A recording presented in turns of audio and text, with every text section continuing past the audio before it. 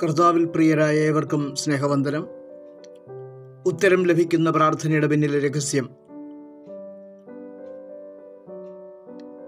വിശ്വാസിയുടെ പ്രാണവായുവാണ് പ്രാർത്ഥന. എന്നാൽ പലപ്പോഴും പ്രാർത്ഥന പ്രയാസകരവും മടുപ്പുണ്ടാക്കുന്നതുമാകാറുണ്ട്. വേദപുസ്തകം നൽകുന്ന പരിഹാര മാർഗങ്ങൾ എന്തൊക്കെയെന്ന് നോക്കാം. വിശുദ്ധ വേദപുസ്തകത്തിലെ പഴയ നിയമത്തിൽ പ്രാർത്ഥനയിലൂടെ ദൈവത്തിൽ നിന്ന് വലിയ മറുപടികൾ ലഭിച്ച നിരവധി ഭക്തന്മാരെ നമുക്ക് കാണുവാൻ കഴിയും.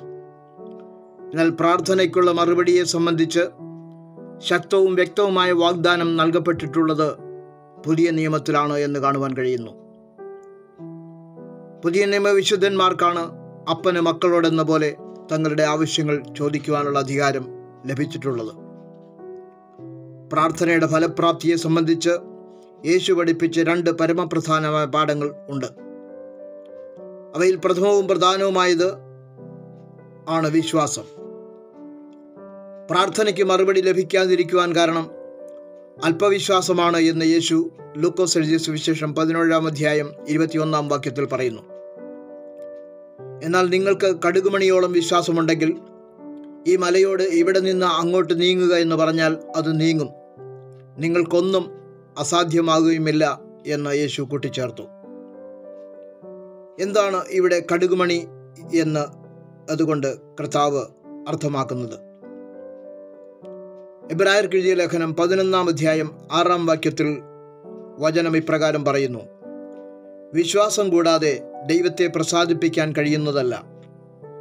ദൈവത്തിൻ്റെ അടുക്കൽ വരുന്നവൻ ദൈവമുണ്ട് എന്നും തന്നെ അന്വേഷിക്കുന്നവർക്ക് പ്രതിഫലം കൊടുക്കുന്നു എന്നും വിശ്വസിക്കേണ്ടതല്ലോ.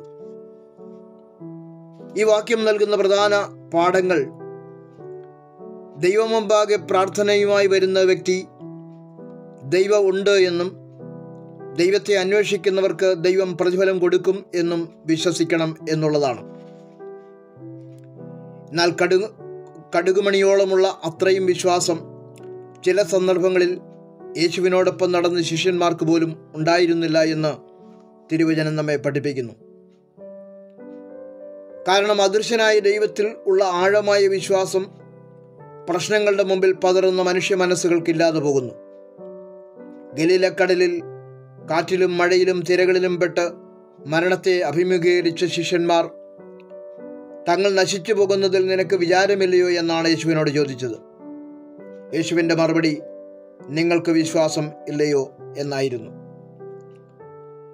താൻ കൂടെയുള്ളപ്പോഴും അവർ നശിച്ചു പോകും എന്ന് വിചാരിക്കത്തക്ക വിധം അവർ ഭീരുക്കളാകുവാൻ കാരണം അവരുടെ അവിശ്വാസം ഒന്ന് മാത്രം ആയിരുന്നു എന്ന് യേശു അവരെ ബോധ്യപ്പെടുത്തി.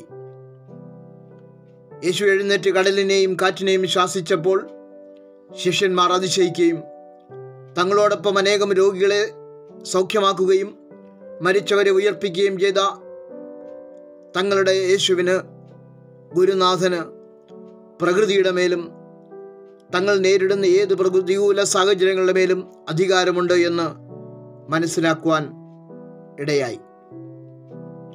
ഇവൻ എങ്ങനെയുള്ളവൻ, കാറ്റും കടലും കൂടെ ഇവനെ അനുസരിക്കുന്നുവല്ലോ എന്ന് ശിഷ്യന്മാർ യേശുവിനെ കുറിച്ച് പറഞ്ഞു. അവർ നേരിട്ട പ്രതിസന്ധി അവരുടെ ഗുരുവും നാഥനുമായ യേശുവിനെ കൂടുതൽ അറിയുവാനുള്ള സന്ദർഭമായി മാറി.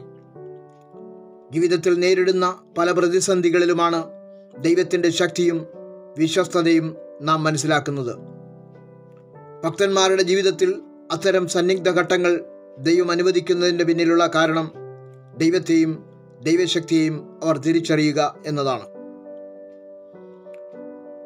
അത്തരം പരീക്ഷാ സമയത്ത് ദൈവം ഭക്തനിൽ നിന്ന് പ്രതീക്ഷിക്കുന്നത് അതാണ്.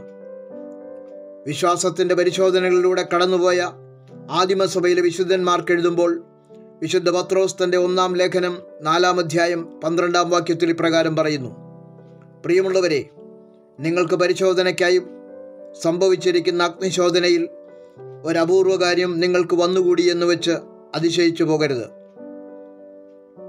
പഴയ നിയമഭക്തന്മാരായ ദാനിയേൽ, മോശ, ദാവീദ്, മൊർദെഖായി, ശദ്രക്, മേശക്, അബേദ്നെഗോ എന്നിവരെല്ലാം ഇത്തരം അഗ്നിശോധനയിലൂടെ കടന്നുപോയവരാണ്.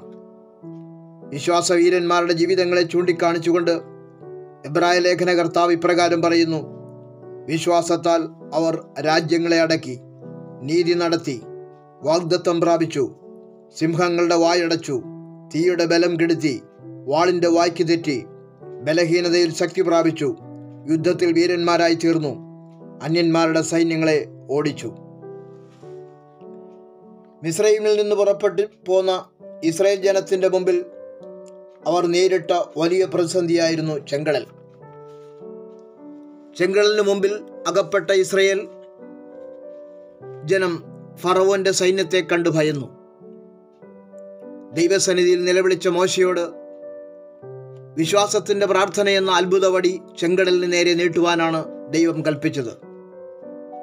പ്രാർത്ഥനയുടെ മറുപടി എത്ര ചെറുതോ വലുതോ ആകട്ടെ, ദൈവം ഭക്തനിൽ നിന്ന് പ്രതീക്ഷിക്കുന്നത് ദൈവത്തിലുള്ള ഉറച്ച വിശ്വാസമാണ്.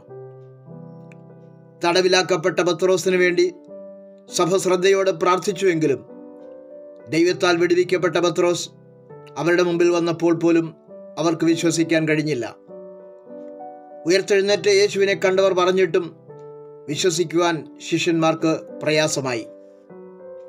വിശ്വാസം ദൈവത്തിൽ നിന്ന് പ്രാപിക്കേണ്ട ദൈവിക ദാനവും അതീന്ദ്രിയമായ അത്ഭുതസിദ്ധിയുമാണ്. പ്രാർത്ഥനയാൽ ദൈവത്തിൽ നിന്ന് മറുപടി ആഗ്രഹിക്കുന്ന ഏതു ഭക്തനും ഉണ്ടായിരിക്കേണ്ട ഏറ്റവും പ്രധാന കാര്യം ദൈവത്തിലും പ്രാർത്ഥനയുടെ ഫലസിദ്ധിയിലും വിശ്വാസം ഉണ്ടായിരിക്കുക എന്നതാണ്. വിശുദ്ധ യോഹന്നാൻ എഴുതിയ സുവിശേഷം 15-ാം അധ്യായം 7-8 വാക്യങ്ങളിൽ യേശു ശിഷ്യന്മാരോടായി ഇപ്രകാരം പറഞ്ഞു: നിങ്ങൾ എന്നിലും എൻ്റെ വചനം നിങ്ങളിലും വസിച്ചാൽ നിങ്ങൾ ഇച്ഛിക്കുന്നത് എന്തെങ്കിലും അപേക്ഷിപ്പേൻ, അത് നിങ്ങൾക്ക് കിട്ടും. നിങ്ങൾ വളരെ ഫലം കായ്ക്കുന്നതിനാൽ എൻ്റെ പിതാവ് മഹത്വപ്പെടുന്നു. അങ്ങനെ നിങ്ങൾ എൻ്റെ ശിഷ്യന്മാരാകും. ഫലകരമായൊരു പ്രാർത്ഥനാ ജീവിതത്തിന് ആവശ്യമായ വിശ്വാസം നൽകി കർത്താവ് നമ്മെ അനുഗ്രഹിക്കട്ടെ. മാറാനാഥ.